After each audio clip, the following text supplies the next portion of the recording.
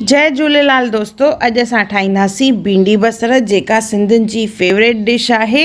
इहा सभिनी खे वणंदी आहे। त अॼु मां तव्हांखे ॿुधाईंदसि भिंडियूं बसर असां कीअं ठाहियूं। वीडियो एंड ताईं ज़रूरु ॾिसिजो।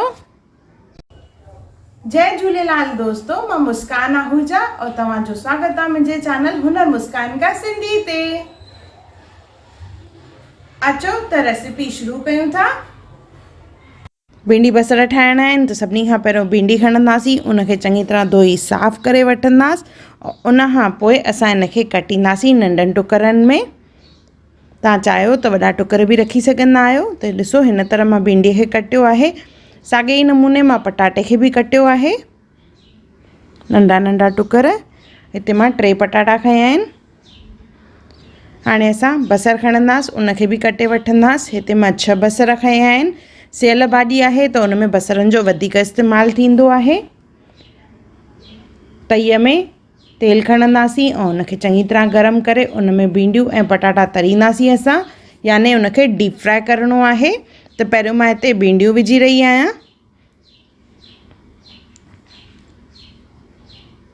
भिंडियुनि खे असां तरे वठंदासीं।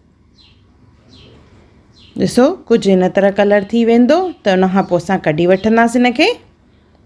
कुझु माण्हू हिते कचियूं भिंडियूं बि विझंदा आहिनि।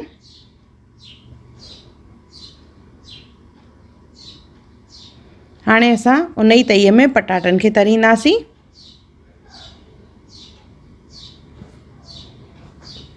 मां हिते भिंडी ऐं पटाटे में लूणु न विधो आहे, उनखे ईअं ई तरे रही आहियां। तव्हां चाहियो त हिन में बि लूणु विझी करे तव्हां तरे सघंदा आहियो। पोइ थोरो सो असांखे बसर जे हिसाब सां पोइ लूणु विझणो पवंदो। त मां बिना लूण जे ई तरियो आहे। पटाटो तरिजी वञण खां पोइ हाणे हिकु खणंदासीं बासण, उन में विझंदासीं तेल। 3 खां 4 चमचा तेल विझणो आहे। उन में विझंदासीं असां जीरो, सावा मिर्च विझंदासीं,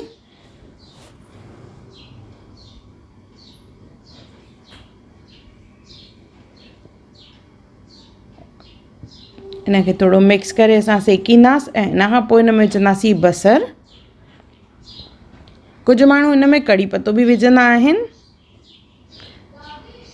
त हिते मां ॿुधायो मां 6 बसर खया आहिनि, उन्हनि खे सन्हो सन्हो कटे रखियो आहे।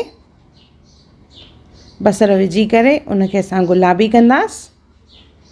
ॾिसो, हिन तरह कलर थी वेंदो त उन खां पोइ असां हिन में विझंदासीं सुका मसाला। हैड 1 चमचो, दाणा 1.5 चमचो, कश्मीरी ॻाढ़ा मिर्च 1 चमचो ऐं गॾु विझंदासीं लूणु। जीअं मां ॿुधायो, लूणु मां भिंडी ऐं पटाटे में न विधो आहे, त उन जे हिसाब सां असां हिते लूणु विझंदासीं। और गॾु विझी रही आहियां मां हिते 3 टमाटा। तव्हां चाहियो त पीसे बि विझी सघंदा आहियो टमाटनि खे। इनखे चङी तरह मिक्स कंदासीं।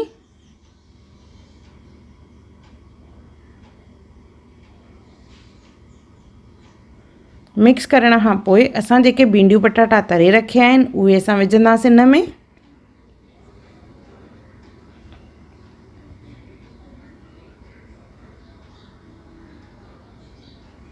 भिंडी पटाटनि खे फैलाए छॾींदासीं।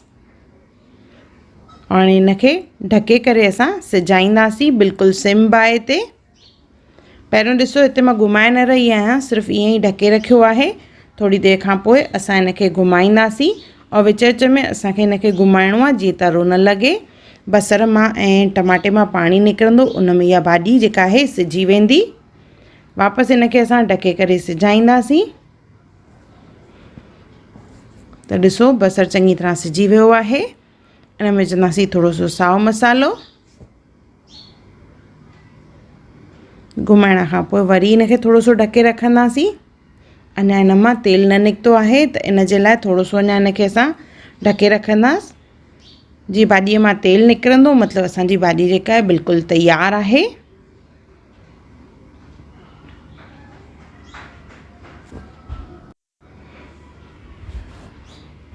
और बाहि खे बिल्कुलु असांखे सिम रखिणो आहे।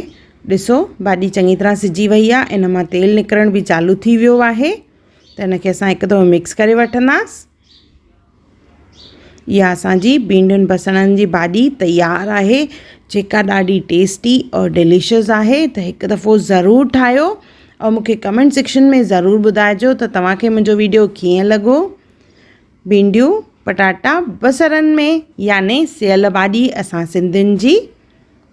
अहिड़ियूं कहिड़ी वीडियोस तव्हां मुंहिंजे चैनल ते ॾिसणु चाहियो था, मूंखे कमेंट करे ज़रूरु ॿुधाइजो त जीअं मां कोशिशि कयां उहे सभु वीडियोस मां अपलोड कयां हिकु हिकु करे। और असांजी सिंधियत सां बि अगरि का रिलेटेड का टॉपिक आहे त उहो बि ज़रूरु मूंखे ॿुधाइजो, त मां उहा बि कोशिशि कंदसि त मां ज़रूरु अपलोड कयां।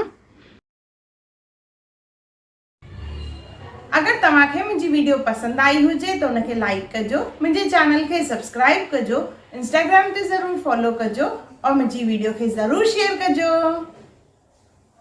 और मुंहिंजो वीडियो ॾिसण लाइ धन्यवाद।